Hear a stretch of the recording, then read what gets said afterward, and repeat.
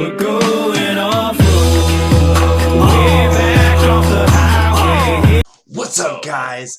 Alright, this time we're going to throw a story at you that some of you may have heard before and some of you may have not, but this is one of the craziest expeditions that involves a Jeep that I've ever heard of. What about you? Ever heard of? I don't know. Okay, so this takes place in 1978, and this is a journey from the southern tip of South America all the way to the northern tip of North America. The full This tip. expedition took 122 days, and they traveled over 21,000 miles, and this took 14 Americans, 6 4x4 Jeeps, and they took it all the way there. Lucky for us and you guys, there was a cameraman involved. Yeah, there was. And he documented the whole thing for all of us to enjoy because this was a crazy feat that these guys did. I mean, I don't know if you guys could imagine, like, man, I would love to just, 122 days through. There were times where they made it, 500 feet through the jungle, yeah. having these people just hawk with machetes straight through, dense jungle. Paying people. Yeah, for all day long, 500 feet. Titties hanging out. Yeah, so check this shit out. Roll the tape. Rolling.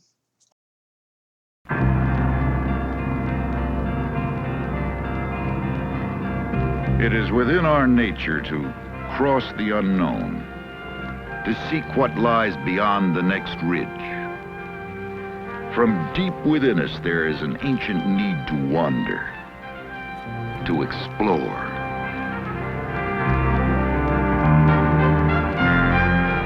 In late November 1978, an expedition of modern explorers set out in the tradition of Marco Polo and Lewis and Clark to go from the bottom of the world to the top, to cross some of the most forbidding jungle on Earth, to make the longest overland journey on record. They were 14 Americans in 6 four-wheel drive vehicles. This is their story.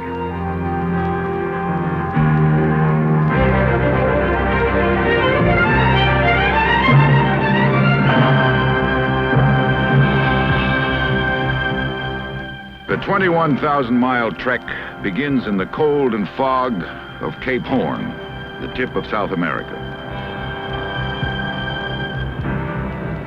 But to Mark Smith, lumberjack, contractor, four-wheel drive specialist, and expedition leader, it is the fulfillment of a dream. Four-wheeling and a challenge, something as a Darien has been a challenge to me for, as I say, a 12-year period. But just something I feel we can do. I feel we have the men, the equipment, the knowledge, and the background to do something like this. Ken Collins shares the dream and the leadership responsibilities. We made a couple of trips down into this country and found that we felt that it really was possible. We heard all kinds of stories, discouraging tales, but we're not people that are easily discouraged. The first days are a shakedown for men and machines.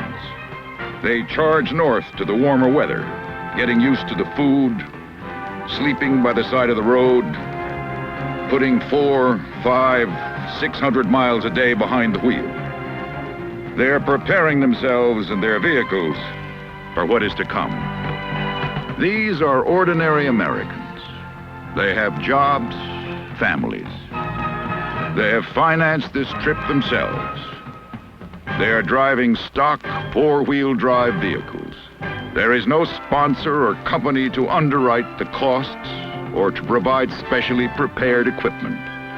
They have come together to share the dream, the adventure, the hardships, simply for the sake of doing it. Tim Stegan, at 19, is the youngest member of the group. His expectations will be met. We're just going to have to be like a family and communicate like a family, and everyone will have to express their opinion when it comes to a situation where it's a group decision. Ken and Mike Arnold are brothers who share a common heritage with the land. Their ancestors were here when Columbus came. The reason I'm here is the thrill of it, I think. I'm into different things that interest me, and this is one of them, jeeping. got my wife's total backing and family's total backing, and it was due to the fact that it was a one-time chance in a guy's life to see some country and maybe do something that not too many other people have done. On the 6th day, they crossed the foothills of the Andes and the Argentine border into the lake country of Chile. In the afternoon, late, they are welcomed by a band of huasos, or cowboys, who invite them to a fiesta. Hands across the border.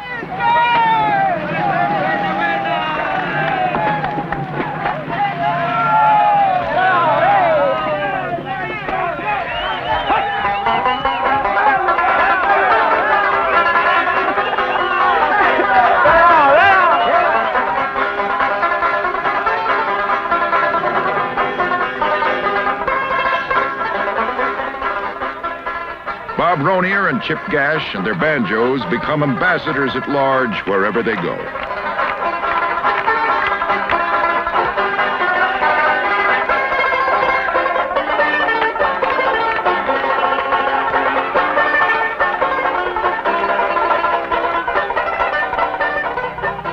The expedition continues north.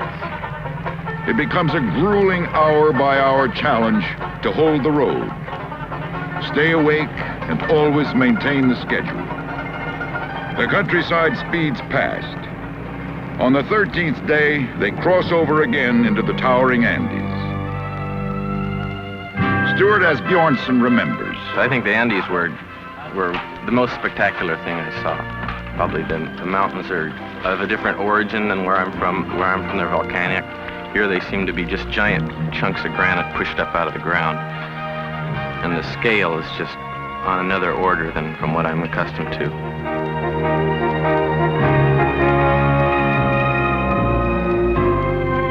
They speed across the backbone of the continent. They are awed by the scale of the mountains. The immensity of the Andes, it's unbelievable how big they are. They just never seem to end.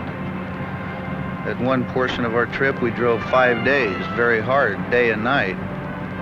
Probably one of the most fantastic sights I've ever seen in my life. On the 21st day on the road, they leave the grandeur of the icy peaks for the parched earth of the dread Atacama Desert. The Indians say this is the place that God forgot. For 2 days, they crossed the scorched and barren land.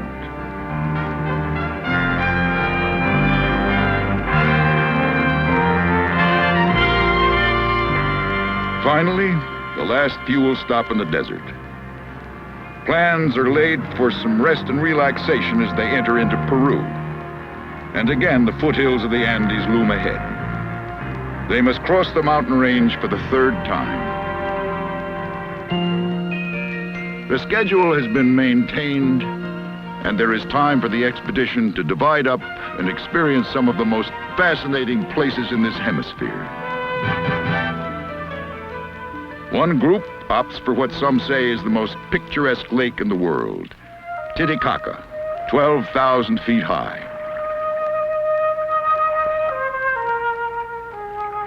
On its shores, the fabled reed boat people, who, like their probable ancestors of the Nile, weave boats that can cross oceans.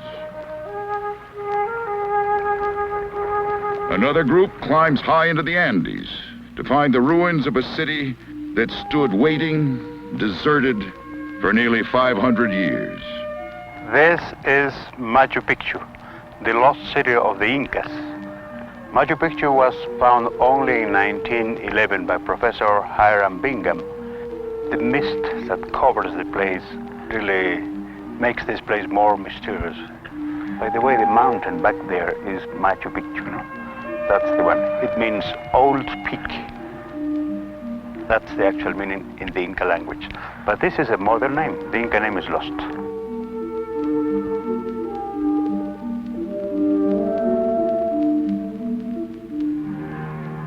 Mighty Iguazu Falls roars a welcome to other expedition members.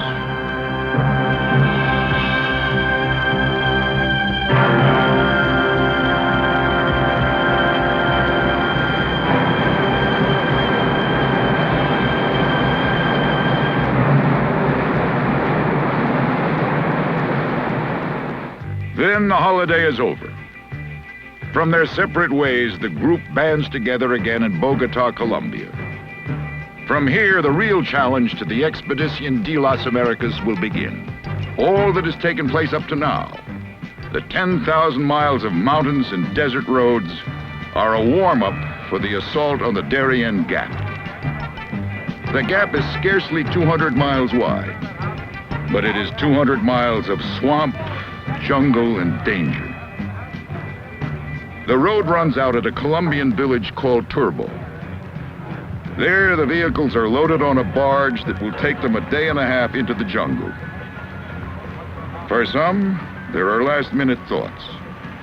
Fred Roby, seaman and philosopher. Got one continent out of the way and ready to start on the gap. I'm sure we're going to have a lot of trials and tribulations that are going to test the whole crew.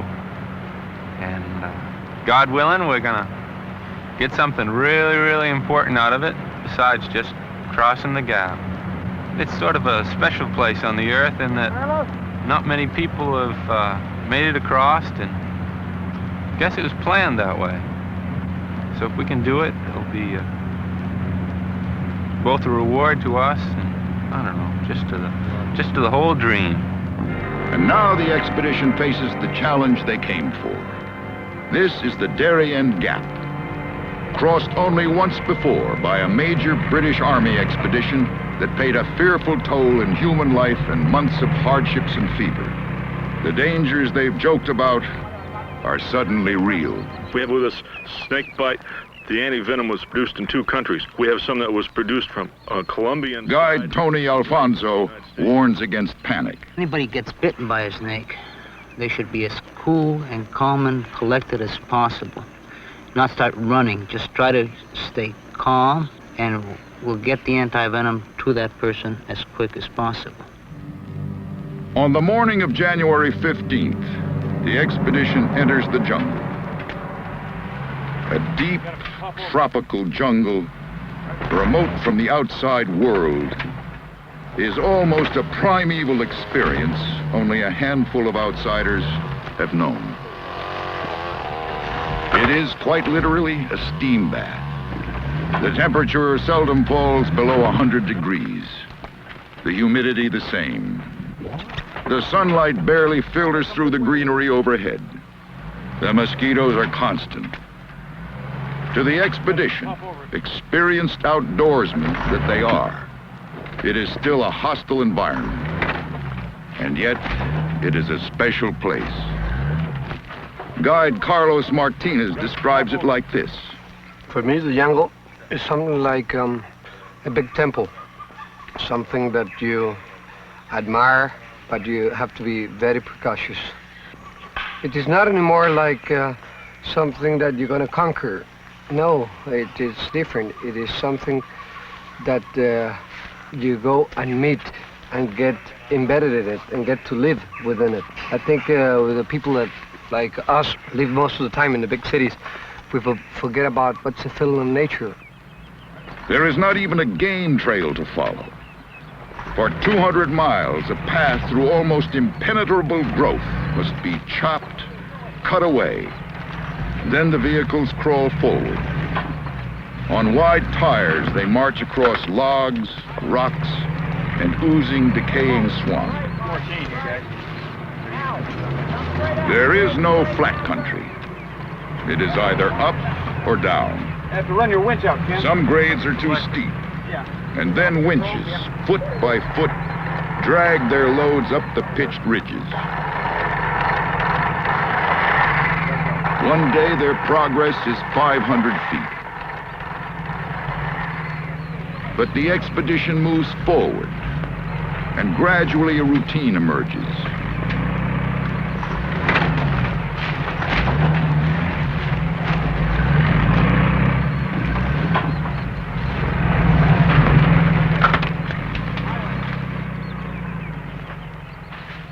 The cutters go out ahead of us, and they start cutting all the vines, the small trees that they can get with a machete. They seem to move along quite well. They're learning what it takes to get a Jeep to a certain point. then we follow up usually about an hour, hour and a half behind.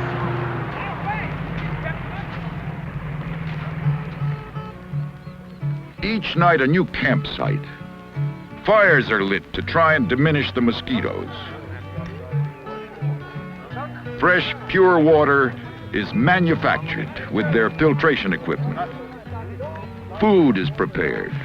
We have dined with some relish on a basic diet of vegetables, which are freeze-dried, peas, corn, freeze-dried chicken and freeze-dried beef, an excellent beef stew, a very excellent pudding, along with some freeze-dried strawberries, which we mix into various and sundry things, including the stew occasionally by mistake. Another day they make 2 miles. Then somehow a rhythm of the march comes together. They make 5 miles, then 7.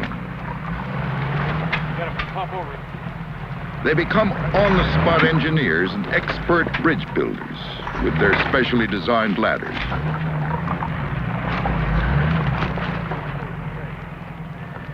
A lot of places, if we wouldn't have had the ladders, as far as crossing little washes, some of them have been anywhere from 5 feet deep to 30 feet deep.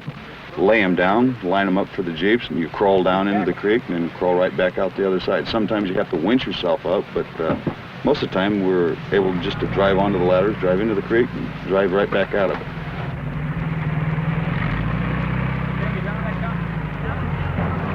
The pace is slow, but it is constant. They are weary, dirty, infected with bites and strange amoeba. But despite it all, they are determined to press on, and, like the explorers before them, to enjoy the adventure for its own sake. Not many more places in the world that man hasn't gotten to. And, this is one of the few, and this is kind of a once-in-a-lifetime opportunity. There's a spark that finds its way into a special kind of man. It lights a fire deep in his soul that tells him, yes, you can. He can get out from behind his desk and go try something new. Driving up the side of the world is just the thing to do, 'cause he's driven by a dream. A rainbow is his guide. He gets his strength from Mother Earth and a brilliant starry light. He's driven by a dream, crossing rivers, climbing trees, to turn the heartaches and the joys into treasured memories. This spark becomes a torch as it's passed from man to man. You can see it in their faces as they go land to hand. Each step makes him taller, fills his heart with pride. When you're driving up the side of the world, you take it all in stride, 'cause he's driven by a dream. A rainbow is his guide. He gets his strength from Mother Earth and a brilliant starry light. He's driven by a dream to the jungles and the seas, to turn the heartaches and the joys into treasured memories.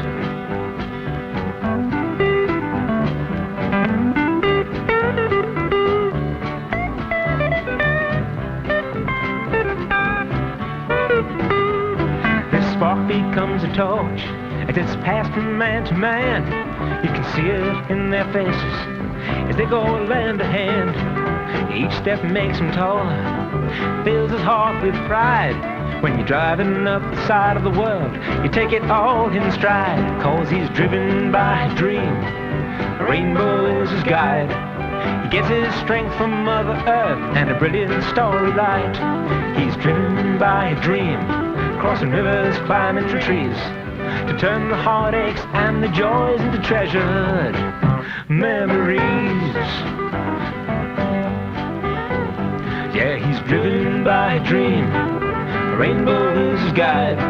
He gets his strength from Mother Earth and a brilliant starry light. He's driven by a dream, crossing rivers, climbing trees. 20 days into the jungle, and the men and machines are toughened veterans, now enjoying the challenge. a proving ground as far as I'm concerned for everything that we've used, because we put man and machinery to the fullest test that a person could put one to. We didn't really have any serious problems. A piece of equipment went down while everyone was right there to help. Sometimes you had a little too much help. You couldn't really keep close enough tab of what you'd done previously. Finally, after 31 days, they crossed the last river into a clearing. They are through the Darien Gap. They celebrate, and Ken Collins sums up what they feel in this moment of pride and accomplishment. We have quite a spread in age group here. Tim at 19 and Bob Torn at 60-something. Self at 54. Some of the fellows 30. All walks of life, but they really function well together.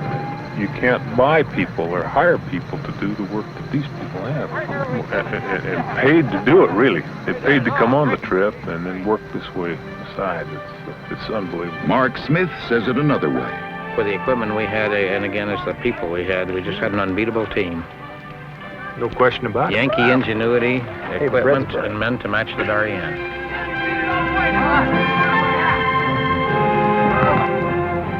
While the most hazardous part of the trip is over, ahead lies 10,000 miles of Central and North America. Back on the road again, they press on to Panama City, which welcomes them with open arms and all its finery.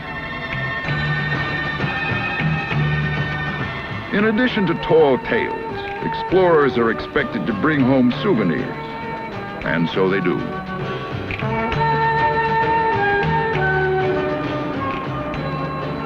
Then on the road again, up the spiny ridges of Central America, Costa Rica, Nicaragua, Honduras, and Guatemala. The landscape flashes by.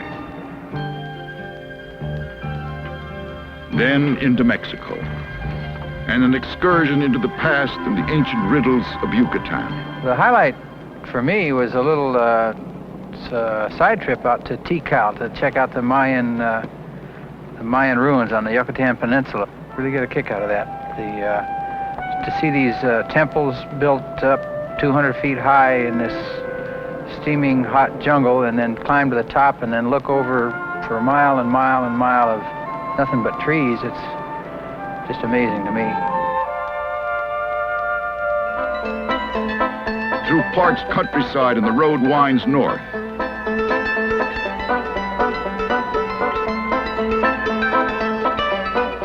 They cross the border into the states they left behind 84 days ago. Their first meal in the United States. What else?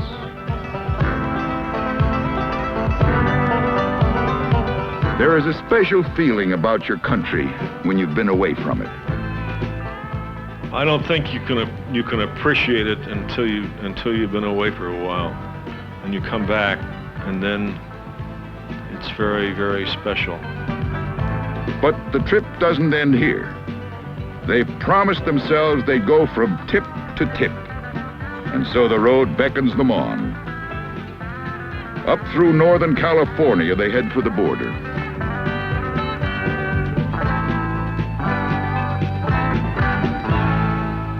Then the maple leaf of Canada sets their course northward. Canada and the whole North Country, to me, just really strikes a chord in me for some reason. When I'm in British Columbia or somewhere, it feels like home. I didn't grow up there or anything, but for something really appeals to me about it. And I've always wanted to go to Alaska. I know I wrote a story about driving to Alaska when I was in 3rd grade, and I just remembered that on our way up here. That it's been a long time, but I finally achieved it. The misty forests of British Columbia into the fabled Yukon Territory. They cross through some of the most magnificent scenery in this hemisphere.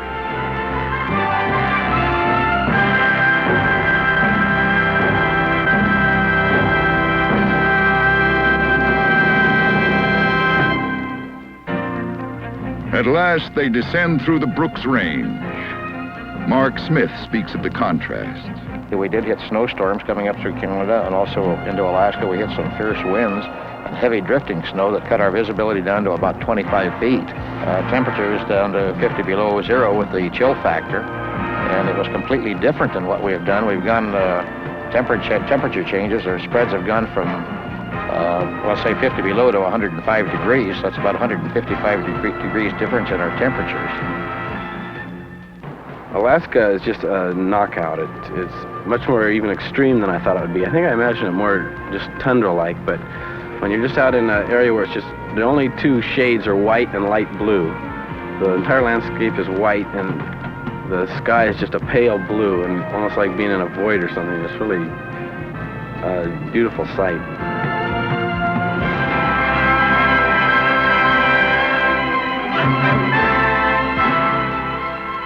The last miles rush by.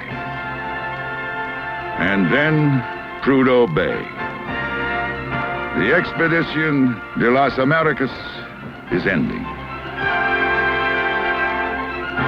Box score, 122 days, 21,000 miles, 5 flat tires, a busted axle, and enough memories to last a lifetime.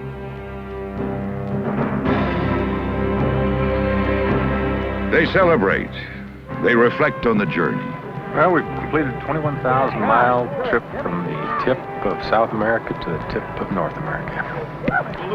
It's been a great and fantastic trip. It's been a real experience in many, many ways. The type of terrain, the people that we worked with and had with us have been just fantastic. They really have. It's been a great group of fellas. The cooperation and fellowship, it really gives you faith in humanity again when you see a bunch of fellows work like this. And then here we've been almost 5 months, and now suddenly the whole thing is over. It's kind of sad. There's some good people along, and we've got some good friendships developed, and it's going to be kind of rough to go back to work. I didn't ever have any doubt that we were not going to make it to Prudhoe Bay. I had the same feelings there that we would conquer any obstacles there as we did the Darien. I don't know what we've accomplished, really, truly. Record books, I think, is out of the question. It's something that we didn't do for a record. I think we just did it for adventure, and I'm pretty sure that everybody felt the same way. What has happened, really? A dozen next-door neighbor Americans have done something nobody else has accomplished before, at least like this. They've driven almost half the Earth's circumference. They overcame obstacles that have halted armies. And they did it all for the pure joy and adventure of just doing it. There's a spark that finds its way into a special kind of man. It lights a fire deep in his soul that tells him, yes, you can. He can get out from behind his desk and go try something new. Driving up the side of the world is just the thing to do, 'cause he's driven by a dream. A rainbow is his guide. He gets his strength from Mother Earth and a brilliant starry light. He's driven by a dream, crossing rivers, climbing trees, to turn the heartaches and the joys into treasured memories. What's up, guys? Thanks for all the support you gave us. Make sure that you hit that subscribe button if you want to see more Jeep videos uploaded weekly with Jeep related content. Make sure you don't miss out and hit that subscribe button now. Thanks for all the support. Thank you, guys. We love you.